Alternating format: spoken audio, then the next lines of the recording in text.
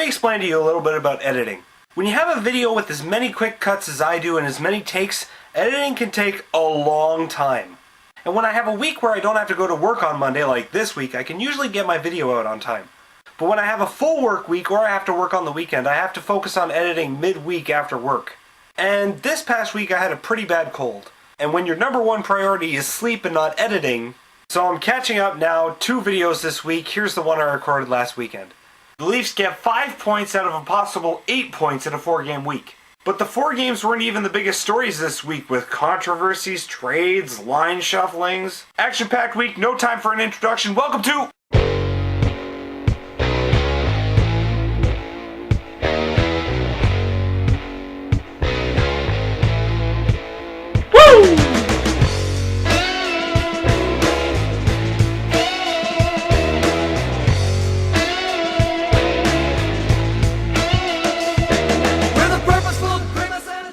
Alright, starting off this week with controversy, Phil Kessel had an interesting comment for the press on Sunday. After his slump reached 10 games, a stretch in which he was a -7, Phil Kessel was placed on a line with Daryl Boyce and Joey Crabb in practice. And at that practice, reporters asked him about what his feelings were about this and if he had talked to Ron Wilson about it. And Kessel said this, he said, "Me and Ron don't really talk, that's all I have to say about that." And he concluded his remarks by talking about the line change, saying, "Maybe it's just not working out, maybe it's time for a change or something, who knows." Meanwhile, Wilson said to the media that Kessel wasn't doing the necessary things to help the team win, he was too focused on scoring and wasn't helping out defensively. And the media, doing what they did best, took the story and sensationalized it, talking about a rift between Wilson and Kessel. Kessel did his best to backtrack the next day, once again reiterating that he was talking about his lines when he said, "It's time for a change, he loved Toronto, yada yada yada." So my opinion of this whole thing, of course, Phil is going through a dry spell. Of course he's frustrated, he's trying to find answers. And I'm sure we've all said things we don't mean in frustration. But the crazy thing is he didn't even say anything out of line. He was talking about his line combinations, but the media, frothing at the mouth, deliberately took his remarks out of context and reported them to make a story. Way to go, Toronto reporters, real classy. Oh, and by the way, Kessel's scoring slump has now reached 14 games. Awesome. Moving into the games, Leafs win 5-4 against the Atlanta Thrashers. Here's a real quick summary of the game. Leafs were down 2-0 after the first period, but stormed back in the second and sealed the victory with 2 goals in the third. Scoring for the Leafs, Dion Phaneuf, Mikhail Grabovski, Clark MacArthur, Nikolai Kulemin, and Tim Brent. With that goal, Dion Phaneuf has finally scored his first goal in the ACC as a Leaf. Giguère played really well in this one, keeping the Leafs in it, making key saves at important times to enable the comeback. Moving quickly through since there's so much to cover, Leafs win 5-3 over the New York Islanders. And this game was just embarrassing for the Islanders. And it's not so much the score, it's what's happening with their goaltenders. First off, DiPietro was injured, so the Islanders were forced to have backup Kevin Poulin start. Except during warm-up, Poulin injured his left knee and had to leave the stadium on crutches. So, in you go, 5th stringer Mikko Koskinen. Then he gets lit up. We'll get to that. And the Islanders didn't even have a replacement for him available until the third period, and they didn't end up using him anyway. You gotta feel bad for Poulin and the Isles, but with the troubles they're having with injury magnet Rick DiPietro and the refusal to play of Evgeny Nabokov, the Islander goaltending situation has just descended into farce. Anyway, on to the summary of the game. The Leafs completely dominated, with Colby Armstrong scoring on the first shot 1.5 minutes in, and the Leafs beat Koskinen 4 more times en route to victory. Also scoring for the Leafs were Jay Rosehill on the second shot of the game, Thomas Kaberle, Nikolai Kulemin for his 20th of the season, and Frederick Sjustrom. And here's one thing I noticed from the game. Phil Kessel seems to have really taken the message about helping the team to win in other ways than scoring to heart.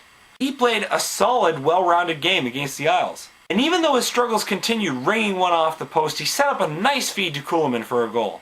It's a learning experience. But in the end, we may see a better Kessel come out of this slump. Think about it. Kessel, his whole life, has been a sniper. That's all he's been asked to do, just wait for the pass and fire it on net. But now he's learning the playmaking side of the game in his quest to do other things to help the team win. Sure, it may come slowly to him and he may struggle a bit, but in the end, having a Kessel that can set up goals as well as score them can only help the Leafs. However, bad news struck on Wednesday as goaltender Jonas Gustafsson was pulled after the first period of a game for the Toronto Marlies with an elevated heart rate. He was checked out and eventually even had a heart ablation procedure, which is basically a procedure to see what's going on inside the heart in an attempt to see what's causing all these problems. He'll be allowed to resume workouts next week. And this worries me. If you'll remember, an abnormal heart rhythm plagued Gustafsson when he first came to Canada, and if these problems keep popping up, well, let's just say it's not a good sign. All we can do is just hope that this isn't a sign of something much, much more serious. Oh, and by the way, Marlies went on to win 9-2. Let's go Marlies! Next order of business, the Leafs pull off the first trade in the lead up to trade deadline day, sending Francois Beauchemin packing. The Leafs dealt Beauchemin back to his old team, the Anaheim Ducks, in exchange for Joffrey Lupul, Jake Gardiner, and a conditional 4th round pick. Wow! Amazing deal here, without a doubt. Burke just gave us one of the things we needed, secondary scoring. Joffrey Lupul is a guy who can score 20 to 30 goals when he's not injured, which granted he's had trouble with a bit lately. And he's also played with Clark MacArthur and Jr., so there could be chemistry on a line with those two there. And Jake Gardiner is a marquee prospect playing for the University of Wisconsin. I admit I don't know much about this guy, but apparently he has amazing speed and is scoring at a point per game pace with Wisconsin. Another puck-moving D-man, even if it's after he's done university in a couple of years, is something we could definitely use. And the condition on the 4th round pick we get is whether Joffrey Lupul plays 44 games for the Leafs in the 2012 to 2013 season. If he does, we get a 4th rounder. If he doesn't, we get a 6th rounder. And all we gave up for all that is a defenseman who never quite seemed to fit in here and was a convenient scapegoat for many fans. And Francois Beauchemin, on his way out, seemed excited, said he never wanted to leave Anaheim in the first place, and was excited about returning to a team in the playoff race. And there's one thing that stood out to me from his remarks. He said, "I wished I had scored more goals here. The feeling's mutual, Francois. The feeling's mutual." In the meantime, Keith Aulie has been called up from the AHL to fill the hole on the blue line, with Burke praising him, saying that he sees him as a top 4 D-man in the future. Alright, straight into the 3rd game this week, the Devils spoiled Joffrey Lupul's Leaf debut, winning 2-1 in overtime. Game summary, the game was mostly a defensive affair, with Hedberg for the Devils and Reimer for the Leafs playing great games. Kuhlman scored the only Leafs goal of the game with the beauty of an assist going to Phil Kessel, who set up the goal while falling. But Kovalchuk scores the dagger in OT to put the game away.